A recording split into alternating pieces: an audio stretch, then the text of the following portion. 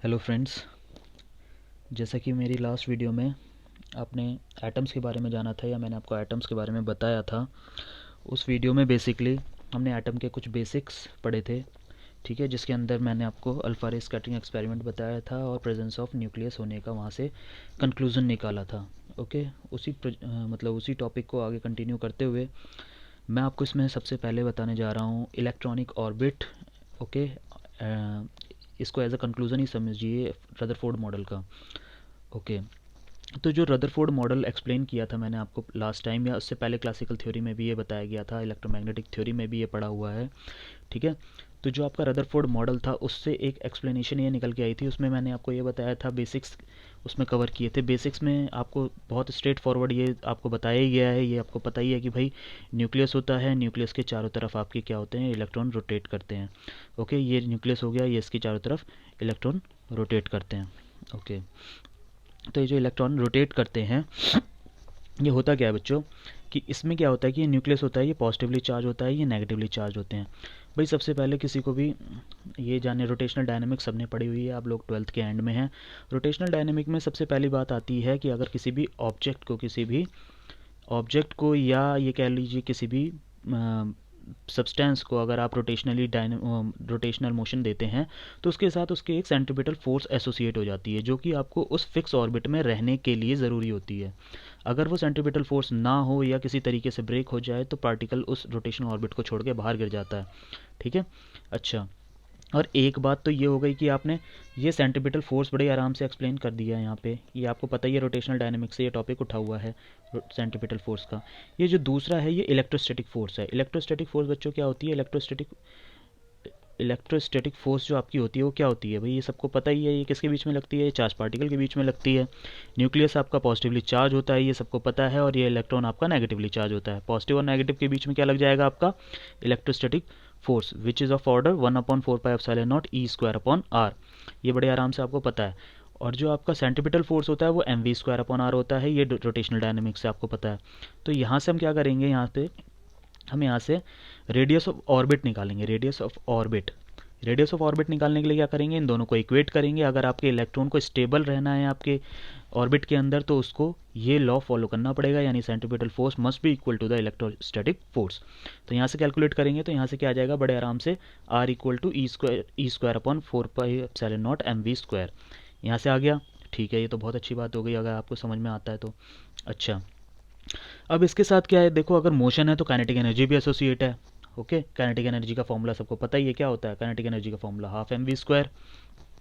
अब आप यहाँ क्या करोगे भाई, पहले वाले रेडियस वाले फॉर्मूले में से ये देख लो, ये mv² है, इस mv² को आप वहाँ ले लो और बाकी इसके साथ इसको कैलकुलेट करवा के ये निकाल लेंगे हम। यहाँ पे ये क्या आ गया आपका, काइनेटिक एनर्जी आ गई निकल के। ठीक है, ये z=1 लिखा है मैंने, ये z=1 का मतलब है this is for the hydrogen atom. किसके लिए बात हो रही है यहाँ पे, हाइड्रोजन एटम के लिए बात हो रही है। अगर कुछ भी आएगा उसके साथ आप z की आप मल्टीप्लाई कर लेंगे बहुत आराम से, कोई भी इसमें प्रॉब्लम नहीं होगी। हमने स्टार्ट करा है from the very basic of hydrogen atom, जो कि लिया भी ऐसे ही गया था। ओके भाई, अगर काइनेटिक एनर्जी है तो उसके साथ फिर उसकी पोटेंशियल एनर्जी भी एसोसिएट होगी। और अगर आपको नहीं पता है या कई बच्चे जानते भी हैं कि पोटेंशियल एनर्जी और काइनेटिक एनर्जी में क्या रिलेशन होता है, -2ke, यानी कि वो ट्वाइस होती है, किसके, काइनेटिक एनर्जी के ट्वाइस होती है और नेगेटिव होती है। तो ये निकाल लिया हमने क्या यहाँ पे, पोटेंशियल एनर्जी। ये क्या हो गई आपकी पोटेंशियल एनर्जी। चलिए, अगर पोटेंशियल एनर्जी काइनेटिक एनर्जी निकाल ली है तो बड़े आराम से यहाँ पे टोटल एनर्जी भी निकल जाएगी। टोटल एनर्जी क्या होती है, E = kinetic energy plus potential energy. Okay, kinetic energy plus potential energy. तो काइनेटिक एनर्जी और पोटेंशियल एनर्जी को हम यहाँ पे ऐडअप कर देते हैं, तो क्या निकल के आता है, E²8πε0r प्लस आपका माइनस का E²/4πε0r। इन दोनों को ऐड कर दोगे तो क्या मिलेगा भाई आपको, बड़ी आराम से आप यहाँ पे लिख सकते हो। यहाँ पे क्या निकल जाएगा, E² अभी 8πε0r, और ये कौन सा होगा, ये माइनस का होगा। क्यों होगा, ये आप यहाँ पे कैलकुलेट करके निकाल सकते हो बड़े आराम से। यहाँ पे जो टोटल एनर्जी निकल के आएगी वो नेगेटिव में E²/8πε0r आएगी। तो बच्चों ये इलेक्ट्रॉनिक ऑर्बिट के लिए टोटल एनर्जी का काम है, ये या टोटल एनर्जी का एक्सप्रेशन है इलेक्ट्रॉनिक ऑर्बिट के लिए।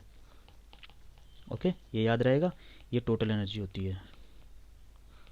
ओके, चलो बच्चों, ये वाली बात तो बहुत जल्दी से हमने कवर कर ली है। रदरफोर्ड मॉडल का ये कंक्लूजन था, और ये जहाँ तक मैं समझ पा रहा हूँ ये आपको समझ में आ गया होगा। चलो, तो यहाँ पे आपका रदरफोर्ड मॉडल कंप्लीट हो जाता था। ठीक है, अब देखो, कोई भी, मैंने आपको शुरुआत में बताया था सबसे पहले कौन सा मॉडल आया था भाई, सबसे पहले आपका, है ना, रदरफोर्ड का जो प्लम पुडिंग मॉडल था, है ना, सबसे पहले आपका, ठीक है, तो जो थॉमसन का प्लम पुडिंग मॉडल था, उसके बाद रदरफोर्ड का मॉडल आया था। ओके, कल वाली वीडियो में मैंने आपको ये बताया भी था, लास्ट वाली वीडियो में। और इसके बाद जो आपका आया था वो आया था बोर का मॉडल, यानी नील्स बोर का।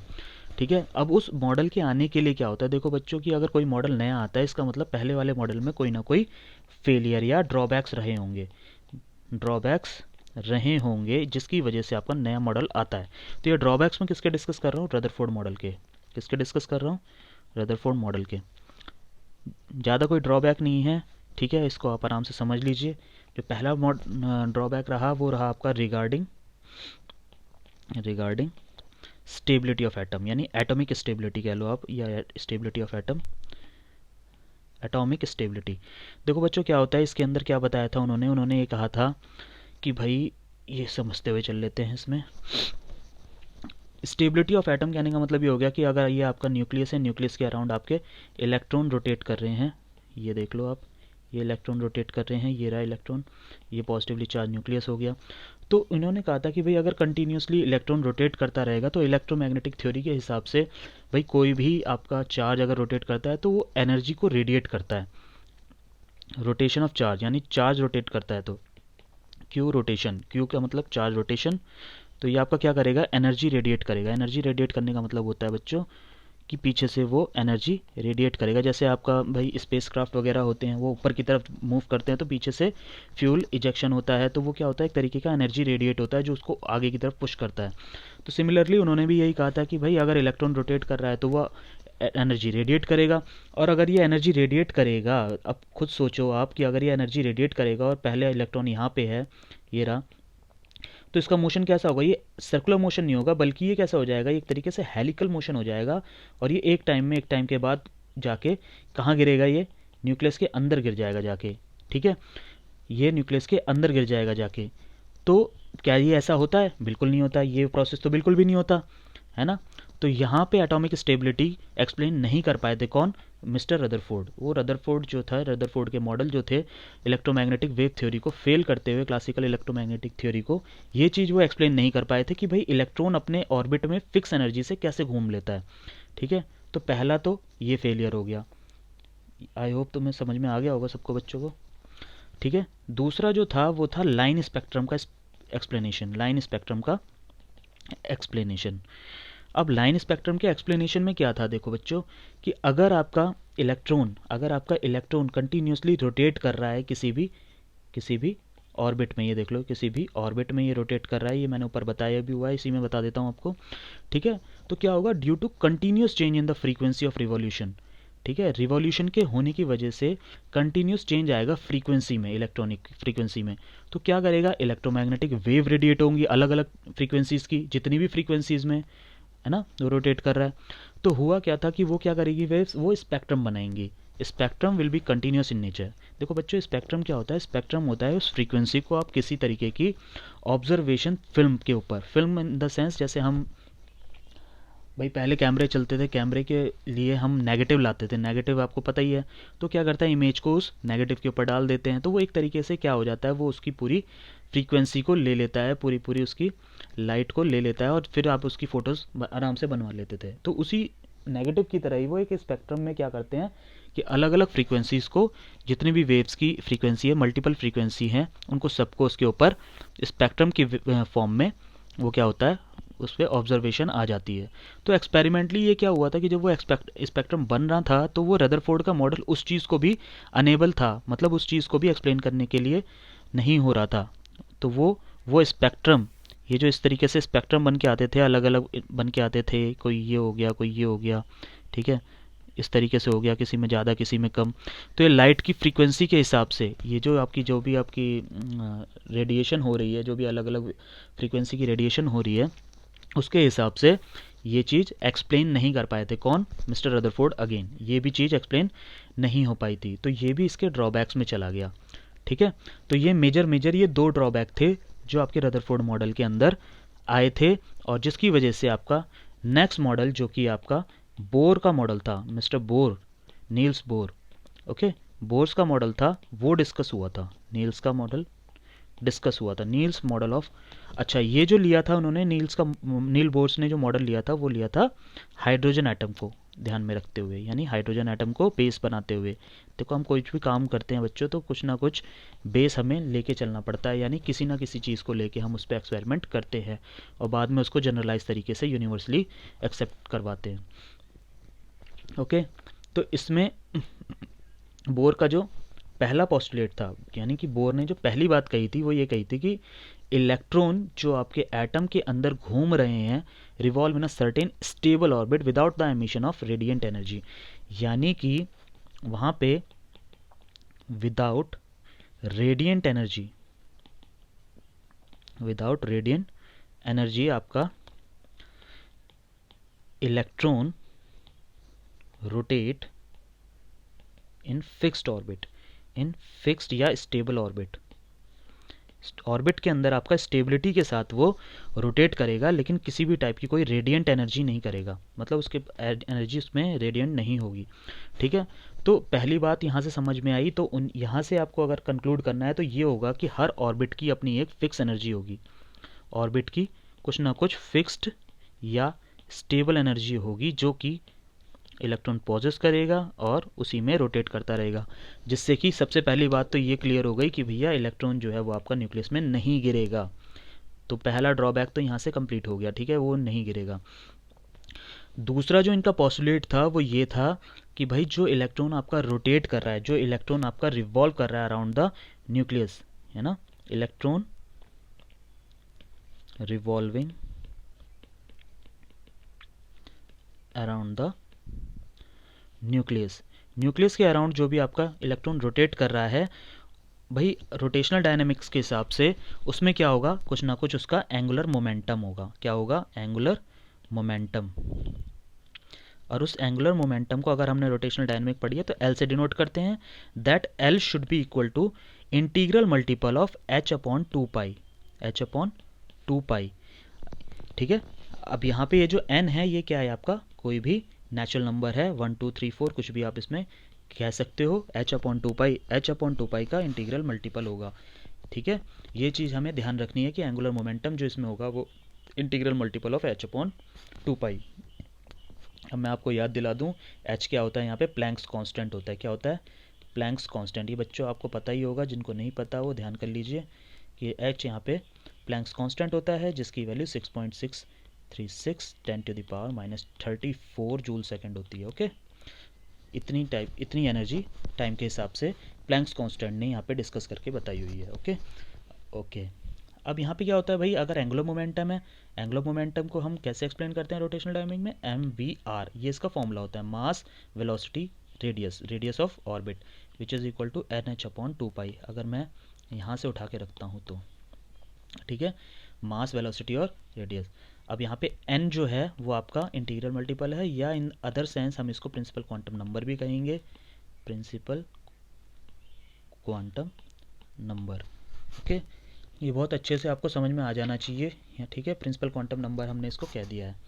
ओके, अब इसमें जो थर्ड नंबर का पोस्टुलेट था, थर्ड नंबर के पोस्टुलेट में क्या था कि जो भी इलेक्ट्रॉन क्या करता है, ट्रांजिशन करता है from one state, specified state से, ठीक है, नॉन रेडिएटिंग ऑर्बिट। बेसिकली क्या होता है कि जब आपका इलेक्ट्रॉन आपका हाई एनर्जी के साथ आपका स्टेट बदलता है, ठीक है, high energy to lower energy, या जब भी वो से अपना ऑर्बिट बदलना होगा एक्साइटेशन स्टेट में आकर, तब क्या होगा जाके, तब जाके वहाँ पे एनर्जी रेडिएट करती है, तब जाके वहाँ पे क्या होता है, एनर्जी रेडिएट करती है। अगर उसे एक ऑर्बिट से सपोज करो कि वही E1 ऑर्बिट में पड़ा हुआ है, तो उसको E2 ऑर्बिट में ड्रॉप ऑफ करना है, यहाँ पे गिरना है आके, तो क्या करेगा कि भाई E1 स्टेट की एनर्जी अलग होगी, E2 स्टेट की एनर्जी अलग होगी।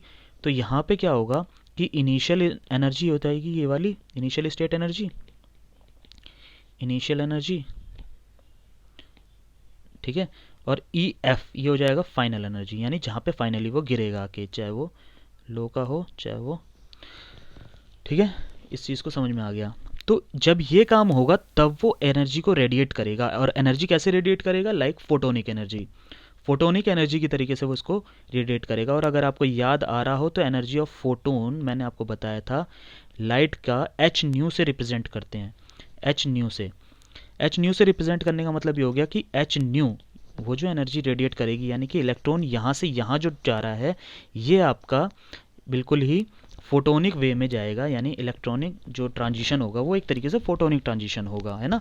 तो एच न्यू इक्वल टू क्या हो जाएगा, ई इनिशियल माइनस ई फाइनल, यानी कि वो जो एनर्जी डिफरेंस आएगा दोनों स्टेट में, दोनों स्टेट में जो एनर्जी डिफरेंस होगा वो इक्वल होगा किसकी, वो रेडिएंट एनर्जी के टोटल एनर्जी के। ओके, यहाँ पे आपका ई आई ई एफ से बड़ा होगा, यहाँ पे आपका ई आई ई एफ से बड़ा होगा, तो आपका क्या होगा, ट्रांजिशन होगा high energy to low energy. Okay, चलो ये वाली बात, तीनों पोस्टुलेट समझ में आ गए, बहुत अच्छे से समझ लीजिए इसको। सबसे पहला रेडिएंट एनर्जी का था, इलेक्ट्रॉन आपका स्टेबल ऑर्बिट में रोटेट करेगा या रिवॉल्व करेगा। ओके, यहाँ पे इसका मतलब यहाँ से कंक्लूड क्या किया गया, यहाँ से क्या कंक्लूड किया गया कि भैया जो आपका ऑर्बिट है वो आपका फिक्स्ड या स्टेबल स्टेट का होगा।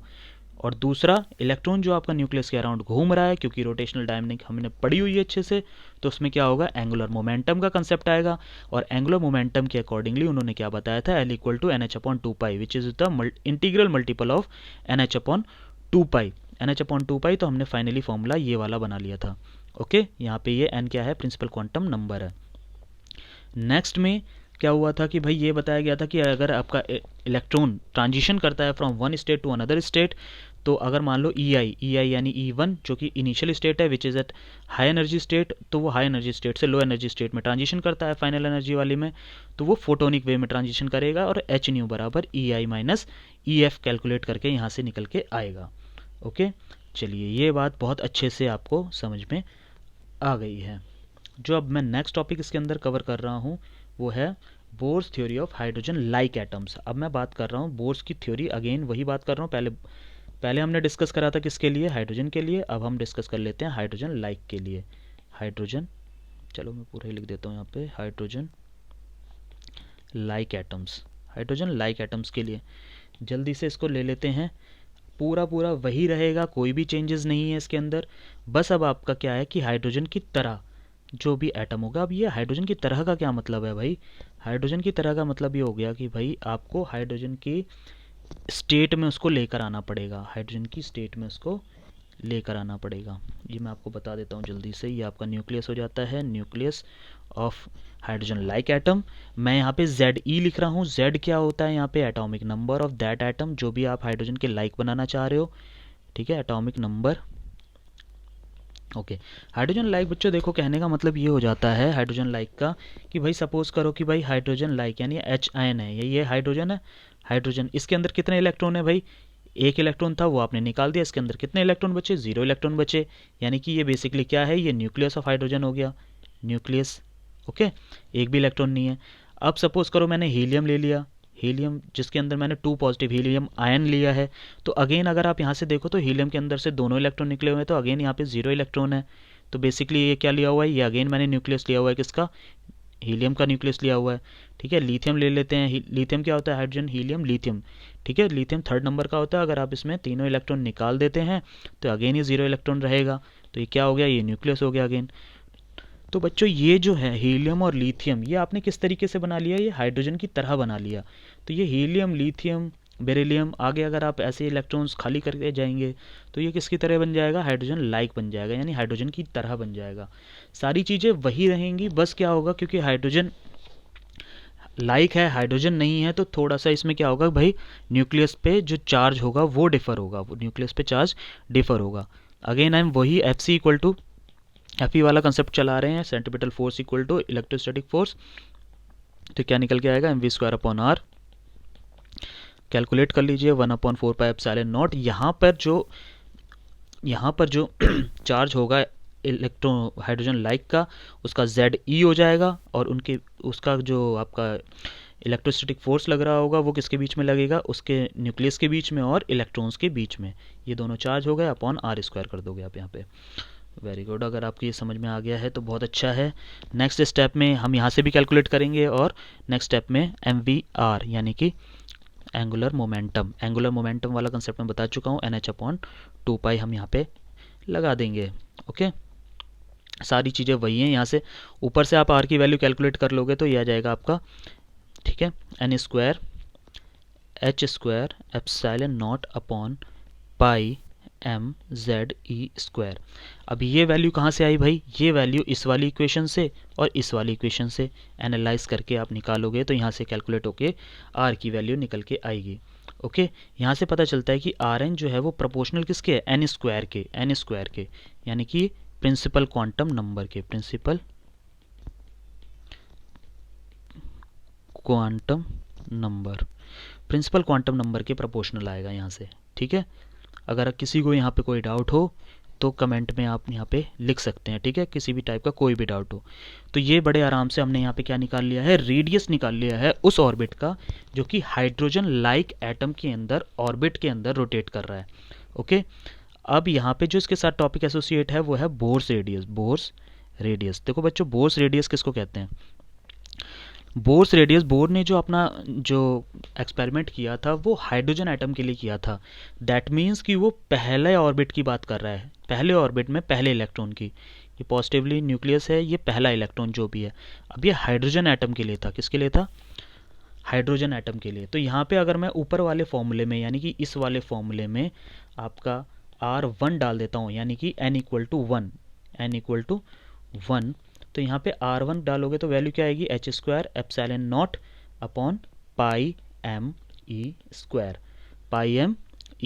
ये बड़े आराम से आपको समझ में आ चुका है कि भाई बोर्स की रेडियस इस तरीके से निकाली जाएगी।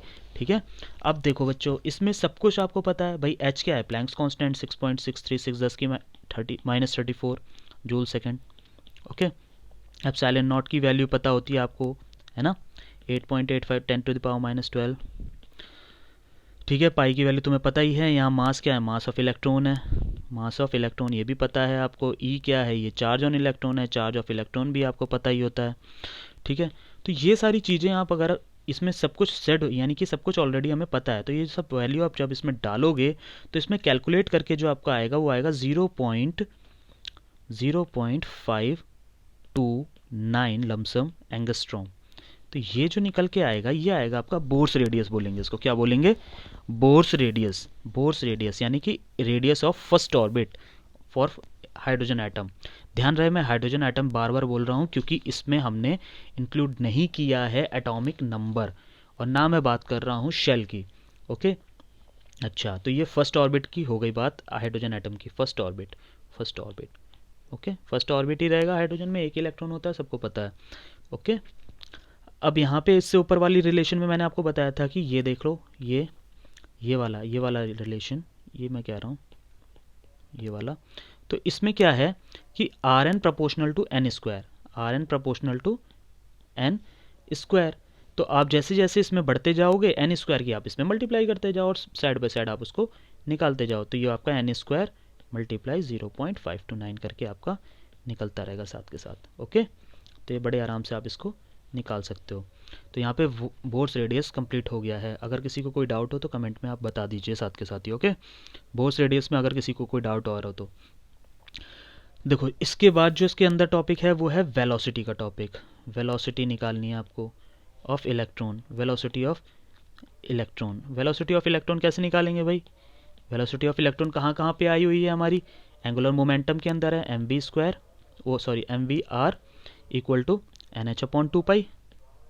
ये बताया था मैंने। ओके, तो यहाँ से अगर मुझे वेलोसिटी निकालनी है तो NH/2 मल्टीप्लाई m और मल्टीप्लाई r।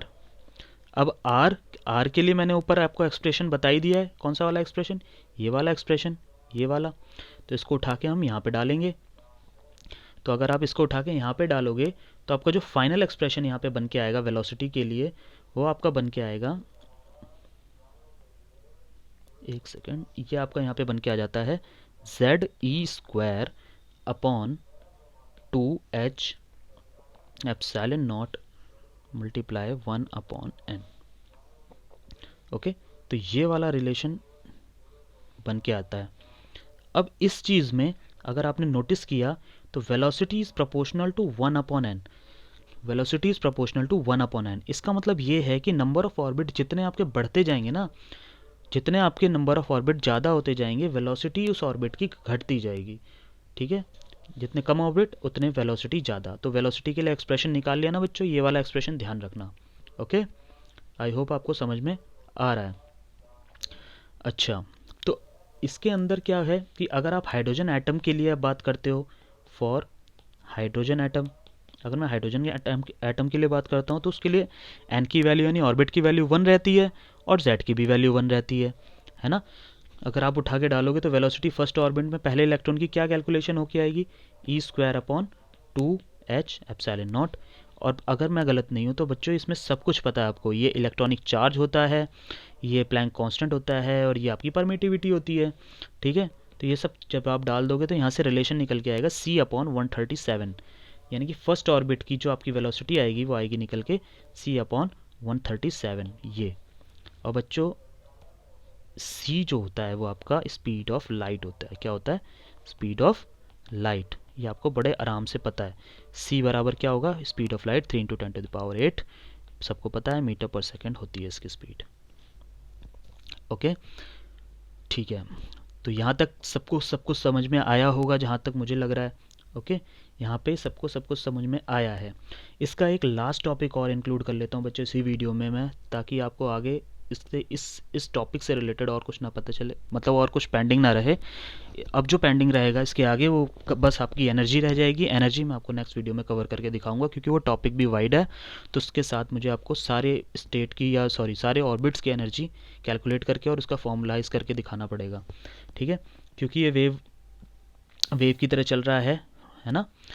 रदरफोर्ड मॉडल, ये बोर्स का मॉडल जो है, ये आपको पूरा डिस्कस करवाया है मैंने। तो इसके अंदर बस एक ये टॉपिक रह जाता है, फ्रीक्वेंसी ऑफ इलेक्ट्रॉन, है ना, स्टेशनरी ऑर्बिट में। स्टेशनरी ऑर्बिट मतलब जिस भी ऑर्बिट में वो पड़ा हुआ है, स्टेशनरी ऑर्बिट। देखो बच्चों, जब तक इलेक्ट्रॉन आपका ट्रांजिशन नहीं करेगा ना, तब तक वो फिक्स एनर्जी स्टेट में रहेगा, फिक्स एनर्जी ऑर्बिट में रहेगा, जिसको आप स्टेशनरी ऑर्बिट बोलोगे। किसी भी ऑर्बिट के लिए क्या होता है, उसकी एनर्जी जो है वो फिक्स रहेगी। ओके, और अगर आपको फ्रीक्वेंसी निकालनी है तो हमें रिलेशन पता होता है फ्रीक्वेंसी के लिए, ये रिलेशन जो होता है वो आपका क्या होता है वो होता है आपका V=R ओमेगा। अब V=R ओमेगा, ओमेगा की जगह हम लिख सकते हैं 2π न्यू।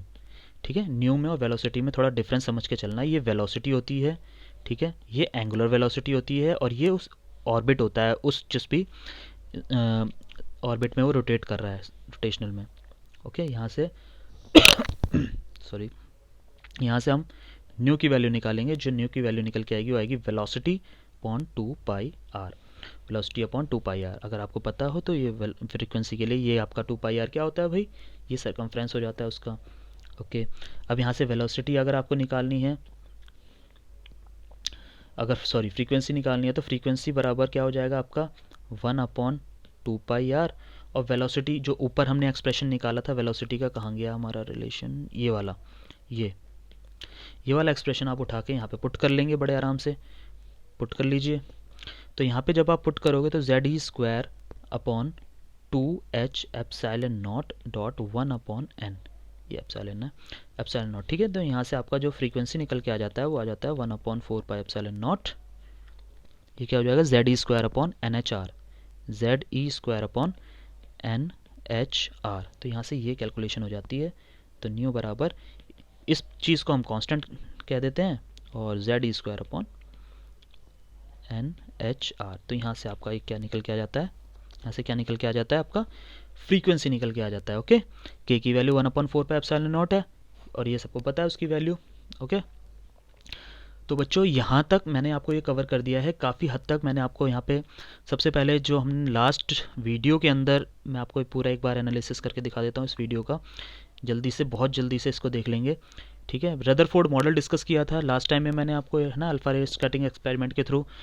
अब उसके लिए उसी रदरफोर्ड मॉडल का इलेक्ट्रॉनिक ऑर्बिट हमने निकाला था। इलेक्ट्रॉनिक ऑर्बिट का मतलब कि हमने एनर्जी और रेडियस दोनों निकालने की कोशिश करी थी, किसकी, इलेक्ट्रॉन की जो कि ऑर्बिट में रिवॉल्व कर रहा है, ठीक है। उसके मैंने अंदर आपको काइनेटिक पोटेंशियल एनर्जी के थ्रू टोटल एनर्जी का पूरा एक्सप्रेशन दिखा दिया था, ठीक है। अब क्योंकि मैंने ये बताया था कि भाई कोई भी मॉडल, नया मॉडल तब आता है जब पहले मॉडल फेल होता है या किसी तरीके का कोई ड्रॉबैक होता है उसके अंदर। तो उसके अंदर कुछ ना कुछ ड्रॉबैक था। ड्रॉबैक मैंने आपको बताया, पहला एटॉमिक स्टेबिलिटी को लेके था और दूसरा लाइन स्पेक्ट्रम को लेके था, ठीक है। पीछे आप वीडियो में जाके देख भी सकते हो, मैंने समझा रखा है आपको ढंग से। तो जब ये ड्रॉबैक आया तो उसके बाद नील बोर साहब आए थे। नील बोर साहब, उन्होंने क्या करा था, हाइड्रोजन एटम को लेके उस ड्रॉबैक को पूरा करने की कोशिश करी थी और काफ़ी हद तक उन्होंने उस चीज़ को रेक्टिफाई कर दिया था, ठीक है। उन्होंने अपने कुछ पोस्टुलेट्स बताए थे, 3 पोस्टुलेट्स, वो मैंने ऑलरेडी आपको बता दिए हैं, ओके, वो आप पीछे जाके देख सकते हो। अब बोर्स थ्योरी के अकॉर्डिंगली हाइड्रोजन लाइक एटम की बात करी जाए, क्योंकि भाई अकेले हाइड्रोजन एटम को अगर लेके बनाओगे तो फिर बाकी एलिमेंट्स का कैसे करेंगे। तो बाकी एलिमेंट्स के लिए उन्होंने अलग से फॉर्मूला बना के दिया था जो कि हाइड्रोजन लाइक एटम है। यानी बेसिकली बच्चों आपको करना क्या होगा कि आपको हाइड्रोजन की तरफ तो आना ही पड़ेगा, चाहे कोई भी एलिमेंट ले लो, उसको आपको हाइड्रोजन के लाइक बनाना पड़ेगा पहले, और उसको लाइक बनते ही उसके साथ ये फॉर्मूला आप पूरा पूरा क्या करेंगे, लगाएंगे। और यहाँ से देख लो, यहाँ से ये वाला, ये आपने क्या निकाल दिया है, एक सेकेंड, ये वाली आपने क्या निकाल दिया है, रेडियस निकाल दी है ऑर्बिट की हाइड्रोजन लाइक एटम के लिए। रिलेशन बता दिया था, n² के साथ प्रोपोर्शनैलिटी आ जाएगी उसकी। और अगर आपने रेडियस निकाल ही लिया था तो फिर बोर रेडियस निकाल लो जो कि हाइड्रोजन एटम के लिए था। बोर रेडियस के लिए n=1 होता है, z=v1 होता है। z क्या हो गया, एटॉमिक नंबर, n क्या हो गया, प्रिंसिपल क्वांटम नंबर, यानी कि कौन सा ऑर्बिट है, हाइड्रोजन है तो पहला ही ऑर्बिट रहेगा, ये तो बट नेचुरल बात है। तो r1 बराबर क्या हो गया, h², ये वाली जो इक्वेशन है, ये वाली इक्वेशन, ये आप देख लो। ये वाली इक्वेशन में सब कुछ आपको पता ही है, ये वाली सारे पार्ट आपको पता ही है। ये डालेंगे तो यहाँ से निकाल लेंगे फर्स्ट ऑर्बिट की, जो कि कितनी निकल के आती है, 0.529 एंगस्ट्रॉम, या इसको रफली आप 0.53 भी कह देते हो, 0.53 एंगस्ट्रॉम, ओके। तो इस चीज़ को बाकी n² के साथ प्रोपोर्शनैलिटी है तो आप किसी भी ऑर्बिट का रेडियस निकाल सकते हो। अगर रेडियस निकाल लिया है तो नेक्स्ट स्टेप में हम वेलोसिटी का बताया था कि इलेक्ट्रॉन अगर किसी ऑर्बिट में घूम रहा है तो किस वेलोसिटी से घूमेगा। उसको मैंने आपको ये L=NH/2π वाला जो आपको मैंने अभी ऊपर पोस्टुलेट बताया था एंगुलर मोमेंटम का, उससे रिलेट करके वहाँ से हमने वेलोसिटी का फॉर्मूला बना लिया है, ये वाला। और यहाँ से निकल के आया कि जो वेलोसिटी है वो क्या होती है, 1/n के प्रोपोर्शनल होती है, यानी कि नंबर ऑफ ऑर्बिट के इन्वर्सली प्रोपोर्शनल होती है। जितना ज़्यादा ऑर्बिट, यानी जितना बड़ा ऑर्बिट हो जाएगा उतनी वेलोसिटी घट जाएगी। वेलोसिटी फिर हाइड्रोजन एटम के लिए हमने वेलोसिटी निकाली जिसके लिए n=1 है, z=v1 है। तो v1 निकाला तो जो कि रिलेट करके आया c/137, यानी स्पीड ऑफ लाइट का 137 से अगर मैं डिवाइड कर देता हूँ तो वो आ जाएगा कि इलेक्ट्रॉन पहला ऑर्बिट में कितनी तेज घूमता है। ये आप कैलकुलेट कर लोगे अपने आप बैठ के, ठीक है। इतना तो बच्चों आप कर ही सकते हो, ठीक है। नेक्स्ट स्टेप में फ्रीक्वेंसी ऑफ इलेक्ट्रॉन थी जो कि स्टेशनरी ऑर्बिट में डिस्कस करा गया है। वो क्या होता है, v=r⍵, ये रिलेशन होल्ड करता है, रोटेशनल डायनेमिक का है, ठीक है।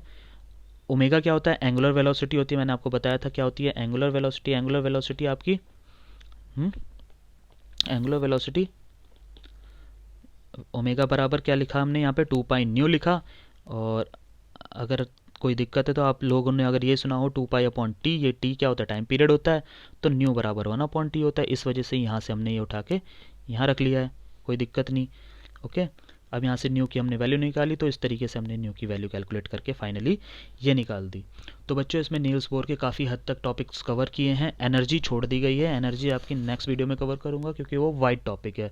केवल एनर्जी के लिए मैं अगला टॉपिक रखूँगा, ठीक है। तो ये एटम है जो कि आपका क्या है, नेक्स्ट टर्म का यानी कि सेकंड टर्म का एक बहुत वाइड टॉपिक है, एटम्स और न्यूक्लियाई। ये टोटली मतलब मैक्सिमम इसमें फॉर्मूलेज हैं और मैं कोशिश कर रहा हूँ कि आपको बहुत ही आसान भाषा में समझा पाऊँ कि ये फॉर्मूले कैसे बने हैं। देखो एक एक टॉपिक को अच्छे से समझ लोगे हिंदी में, और ये कह लो कि बिल्कुल ही फ्रेंडली तरीके से समझ रहे हो आप इसे, तो आपको बहुत आसानी होगी इसको याद करने के लिए। फॉर्मूला याद करने की भी ज़रूरत नहीं पड़ेगी, रिलेट करोगे जैसे जैसे मैंने आपको बताया, फॉर्मूला खुद ही डेवलप कर लोगे, ओके। तो आज की वीडियो मैं यहीं तक रख रहा हूँ। अगर किसी को किसी भी टाइप का कोई प्रॉब्लम हो तो कमेंट में लिख के ज़रूर बताएं, ओके। तो थैंक यू सो मच बच्चों, आज का वीडियो यहीं तक है।